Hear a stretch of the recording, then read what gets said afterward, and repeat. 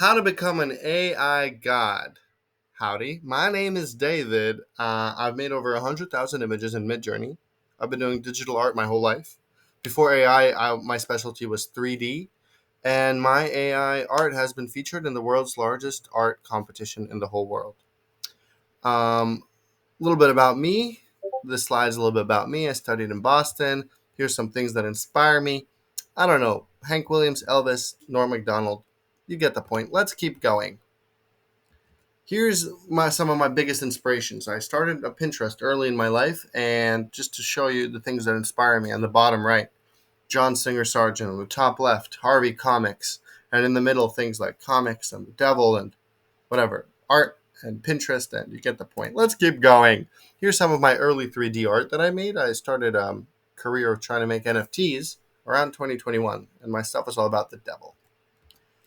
Here's some of the early AI art that I did, where I would make these large collages where you basically take pictures and then you do it in thin layers in Photoshop, where you do image to image. I'll explain that in a minute. Here's a little close up of some of my AI art, some of the early AI art I did. More close ups. This is a bit more modern AI art. Anyway, let's talk about some of the AI art tools that exist. One of the first ones that I want to talk about that was invented back when AI first started was inpainting. It's where you take a little piece of the image and add something to it. You see how it adds a reflection below the thing? It intelligently understands the physics of it all. And so that way you can make multiple items in the same room. That was one of the early developments. It's called inpainting. Another thing is outpainting, is when you can take an image and outpaint, decide what's around it. Another thing is image to image, is where you take an image, keep all the lines, but edit everything else. You see the before after. Another thing you can do is you can actually train an AI on a face. Here I trained it on my 3D devil character anyway, you get my 3D devil character. Here I trained it on him and made him in different styles. I also trained on my angel character. Now, most advanced AI is Stable Diffusion, and they invented a thing called ControlNet, which is where you take the lines and you can make any image out of it. I highly recommend Stable Diffusion. Here's another example. You take a backpack, it extracts the lines, so it keeps the shape. So that way it gives you more control over your final result. Also, you can take the pose of a character. Here's an example of the work that I did with AI back in the day. I made an image with Midjourney, and I was like, ooh, this is an interesting composition. But the faces were a little bit weird in the middle. So I fixed the faces in the middle using inpainting. Then I did it again with inpainting right here. I fixed that guy to the right in his hand. Then I removed the background in Photoshop.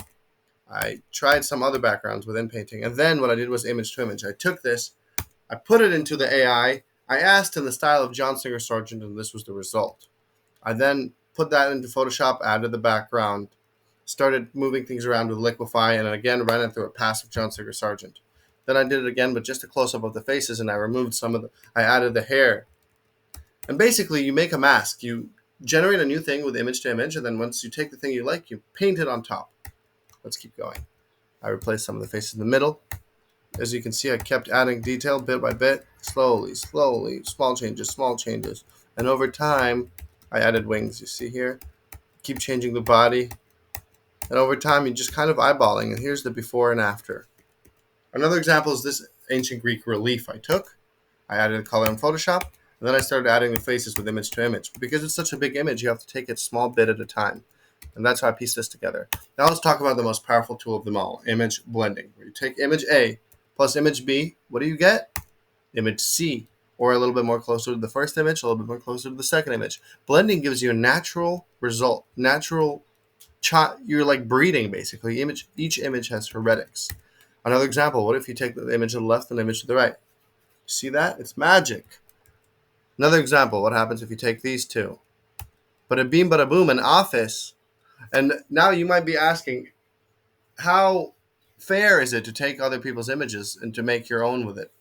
Now, I would argue that depending on how you use it, it can actually be such a small, tiny, minuscule part of your larger process that their work is barely resembles it's just basically a point of inference, a point where you can jump off and do your own thing. It's just a way to blend things together. So I personally think that it's fair as long as you're blending thousands of times.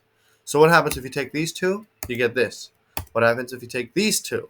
you get this. But only if you blend all four images, the true magic of image blending happens, which is this: pink angel in an office, 80s moody vibes. Do you see how complicated of a recipe do you need for something like this? Now let's talk about training a style. Here I was in Boston in the Isabella Stewart Gardner Museum, where I saw a wooden relief thing that was kind of gilded, kind of destroyed and painted. And luckily for me, there was exactly 20 little pieces. So I took a picture of all 20, and this allowed me to train, because it was the same approximate composition, the same style, but um, different subject matter. The AI was able to abstract the style by seeing all the examples. So I took my old 3D art and I applied that style to it, and now it's out of wood. Do you see how magical that is? Here's my AI art, and I applied that style to them. Here's and finally, I want to finish with the most complex idea that I have, which is training not a style, not an object, but a concept. For example, I had a concept. How can I make these ladies have a a fabric made out of television, a toga made out of television with these specific colors? You can't do that with just standard AI tools because it doesn't allow you to edit a picture in such a detailed way. So what I did was I generated using text to image and image blending. I generated these examples of television fabric flowing over the bodies of people. And you see how the fabric is floating, but it's still a television screen with those lines. And by making a lot of examples of them, I was able to train the AI so it can make an image like this. You see that? It applied the lines and it applied this new style that I created. And here's a close up. And finally, here's my Instagram. And yeah, thank you for watching. I'm going to make more videos that are more calm, more organized. I just wanted to get my YouTube career somehow started by making at least this short little PowerPoint. Not a lot of editing. I'm going to make more videos where I'll teach you the more intricate secrets about AI art. I've spent my whole waking life just obsessed with this, and I really think there's a lot of potential for revolutionizing art.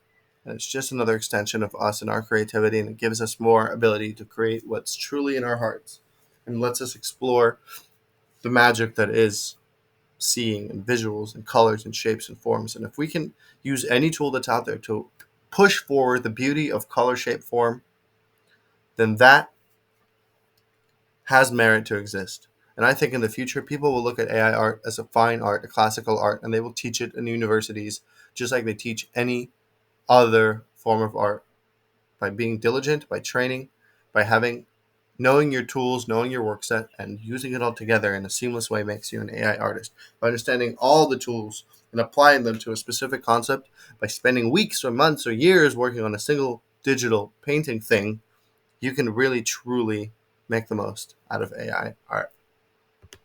Thank you. And I'd like to finish with a little song.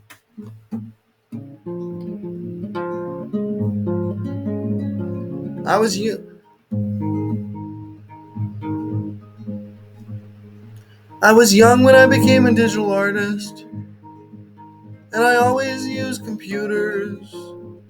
But I never thought that AI would be a thing, be a thing. Lord, Lord, Lord. And I never thought AI would be a thing. It was just the other day, I was hanging out in New York when I got an interesting email from OpenAI.